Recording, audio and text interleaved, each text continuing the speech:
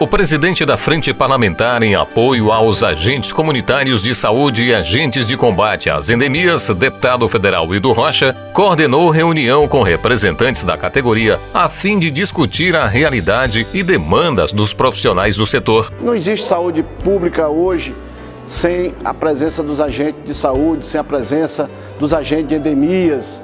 São os profissionais que estão na linha de frente do Sistema Único de Saúde. É o elo entre os usuários do Sistema Único de Saúde e os dirigentes do sistema.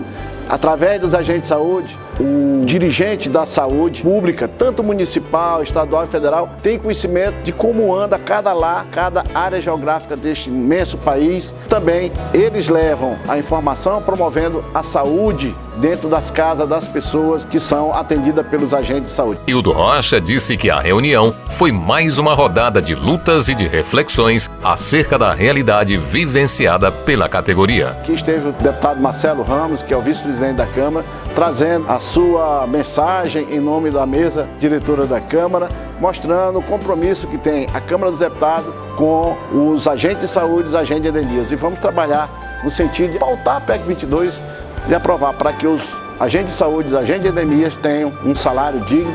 União faz